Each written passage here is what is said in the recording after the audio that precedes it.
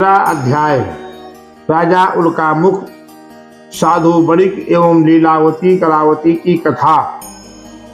श्री सूत जी बोले, श्रेष्ठ मुनियों, अब मैं पुनः आगे की कथा कहूंगा, आप लोग सुने। प्राचीन काल में उल्कामुख नाम का एक राजा था। वह जितेंद्रिय, सत्यवादी तथा अत्यंत बुद्धिमान था। वह विद्वान राजा प्रतिदिन देवालय में जाता और ब्राह्मणों को धन देकर संतुष्ट करता था। कमल के समान मुख वाली उसकी धर्मपत्नी शील, विनय एवं सौंदर्य आदि गुणों से संपन्न तथा पतिपरायणा थी। राजा एक दिन अपनी धर्मपत्नी के साथ भद्रशिला नदी के तट पर भगवान सत्यनारायण का व्रत कर रहा था। उसी समय व्यापार के लिए अनेक प्रकार की पुष्कल धनराशियों से संपन्न एक साधु वणिक वहां आया। भद्रशिला नदी के तट पर नाव को स्थापित कर वह राजा के समीप गया और राजा को उस व्रत में दीक्षित देखकर विनय पूर्वक पूछने लगा। साधु ने कहा, हे राजन, आप भक्ति युक्त चित्त से यह क्या कर रहे हैं? कृपया वह सब बताएं, इस समय मैं सुनना चाहता हूं। राजा बोले, हे साधु, पुत्र आदि की प्राप्ति की कामना से अपने बंधु बांधवों के साथ में अतुल तेजस संपन्न भगवान विष्णु का व्रत एवं पूजन कर रहा हूं, जिस पूजन को करने से व्यक्ति के मनोवांछित फल प्राप्त होता है।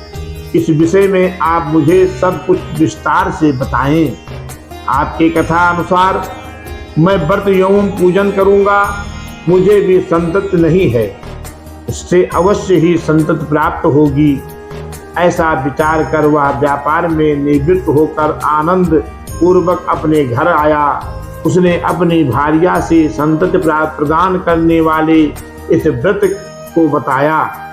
विस्तार पूर्वक बताने के बाद जब मुझे संतति की प्राप्ति होगी तब मैं इस व्रत को करूंगा।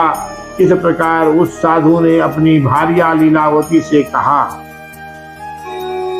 एक दिन उसकी लीलावती नाम की पत्नी साध्वी भार्या पति के साथ आनंदित चित्त से ऋतुकालीन धर्माचरण से प्रवृत्त हुई और भगवान श्री सत्यनारायण की कृपा से उसकी वह भार्या गर्भिणी हुई। 10वें महीने में उसने कन्या रत्न की उत्पत्ति हुई और वह शुक्ल पक्ष के चंद्रमा की भांति दिन प्रतिदिन बढ़ने लगी। उस कन्या का कलावती या नाम रखा गया। इसके बाद एक दिन लीलावती ने अपने स्वामी से मधुर वाणी से कहा, आप पूर्व में संकल्पित सत्यनारायण भगवान व्रत को क्यों नहीं कर रहे हैं?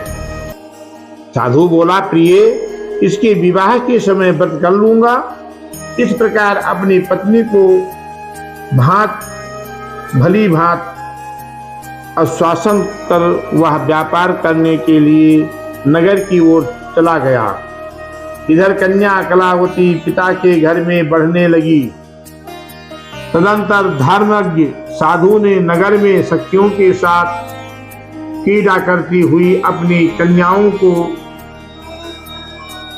विवाह योग देखकर आपस में मंत्रणा करके कन्या के विवाह के लिए श्रेष्ठ वर का अन्वेषण करो, ऐसा दूत से कहकर शीघ्र ही उसे भेज दिया। उसकी आज्ञा प्राप्त करके दूत कांचन नगर में गया और वहां से एक वणिक पुत्र लेकर आया।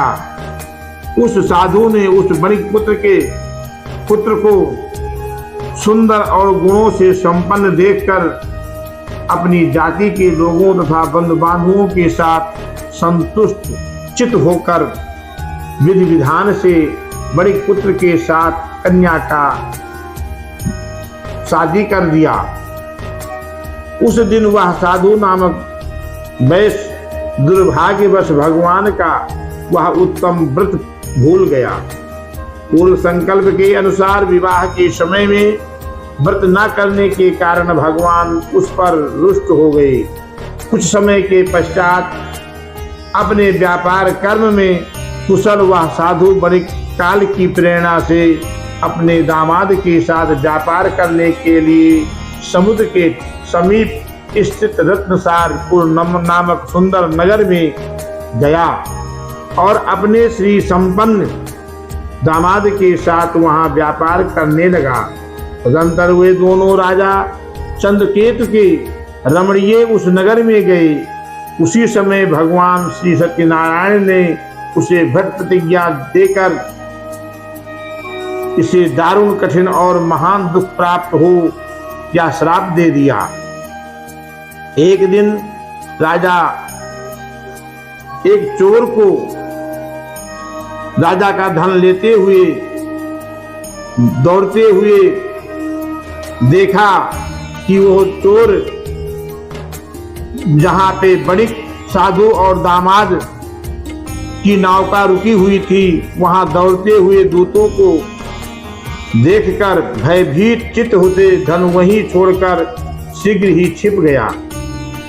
इसके बाद राजा के दूत वहां गए जहां वह साधु बणिक तथा वहां राजा के धन को देखकर वे दूत उन दोनों को बणिक पुत्रों को बंधन करके और हर्षपूर्वक दौड़ते हुए राजा से बोले, प्रभु, हम 2 चोर पकड़ कर लाए हैं, इन्हें देखकर आप आज्ञा दें। दोनों शीघ्र ही दृष्टापूर्वक बंधन कर बिना विचार किए महान कारागार में डाल दिए गए। भगवान सत्यदेव की माया से किसी ने उस दोनों की बात सुनी नहीं।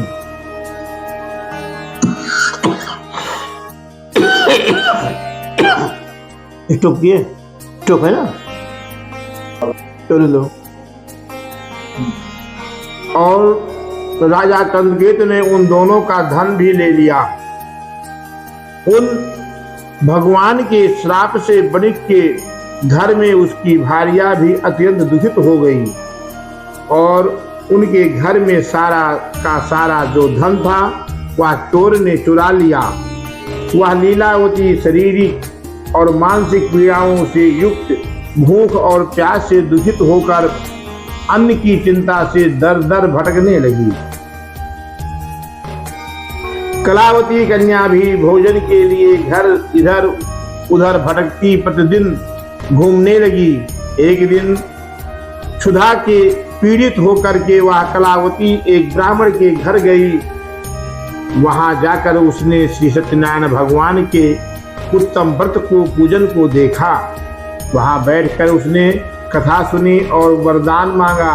तदंतर प्रसाद ग्रहण करके वह कुछ बात होने पर घर गई। माता लीलावती ने कन्या कलावती से प्रेम पूर्वक पूछा, पुत्री, रात में तुम कहाँ थी? तुम्हारे मन में क्या है? कलावती कन्या ने तदंतर माता से कहा, माँ, मैं एक ब्राह्मण के घर में मनोरथ प्रदान करने वाला व्रत देखा है। कन्या की उस बात को सुनकर वह बणिक पुत्र की भार्या व्रत करने को उद्युक्त हुई और प्रसन्न मन से उस साध्वी ने बंधु बांधवों के साथ भगवान श्री सत्यनारायण का व्रत पूजन किया तथा किस प्रकार प्रार्थना की, भगवान आप हमारे पति एवं दामाद के अपराध को क्षमा करें, वे दोनों अपने घर शीघ्र आ जाएं। इस व्रत से भगवान सत्यनारायण पुनः संतुष्ट हो गए और उन्होंने नृपश्रेष्ठ चंद्रकेतु को स्वप्न दिया और कहा, स्वप्न में नृपश्रेष्ठ प्रातः काल होते ही दोनों बड़े पुत्रों को छोड़ दो और वह सारा धन भी दे दो जो तुमने उनसे इस समय ले लिया था, अन्यथा राजधन एवं पुत्र सहित तुम्हारा सर्वस्व नाश कर दूंगा। राजा ने स्वप्न में ऐसा कहकर भगवान सत्यनारायण अंतर ध्यान हो गई। इसके तदंतर प्रातः काल राजा ने अपने सभासदों के साथ सभा के मध्य बैठकर अपना स्वप्न लोगों को बताया और कहा, दोनों बंदी बणिक पुत्रों को शीघ्र ही मुक्त कर दो। राजा की ऐसी बात सुनकर वे बणिक पुत्र दोनों महाजनों को बंधन मुक्त करके राजा के सामने लाकर विनय पूर्वक बोले, महाराज, बेड़ी बंधन से मुक्त करके दोनों बणिक पुत्र लाए गए हैं। इनके बाद दोनों को सजा क्या दिया जाए? नृपश्रेष्ठ चंद्रकेतु को प्रणाम करके अपने पूर्व वृत्तांत का स्मरण करते हुए भय विह्वल होकर के कुछ बोल ना सके। राजा ने बणिक पुत्रों को देखकर आदर पूर्वक कहा, आप लोगों को प्रारब्धवश यह महान दुख प्राप्त हुआ है। इस समय अब कोई भय नहीं है। ऐसा कहकर उनकी बड़ी खुलवाकर चोर कर्माद बंधन से मुक्त करा करके राजा ने वस्त्र अलंकार देकर उन दोनों बणिक पुत्रों को संतुष्ट किया तथा सामने बुलाकर बारी द्वारा अधिक आनंदित किया। राजा से स्वप्न में ऐसा कहकर भगवान सत्यनारायण अंतर ध्यान हो गए। इसके तदंतर प्रातः काल राजा ने अपने सभासदों के साथ सभा के मध्य बैठकर अपना स्वप्न लोगों को बताया और कहा, दोनों बंदी बणिक पुत्रों को शीघ्र ही मुक्त कर दो। राजा की ऐसी बात सुनकर वे राजपुरुष दोनों महाजनों को बंधन मुक्त करके राजा के सामने लाकर विनय पूर्वक बोले, महाराज, बेड़ी बंधन से मुक्त करके दोनों बणिक पुत्र लाए गए हैं। इसके बाद दोनों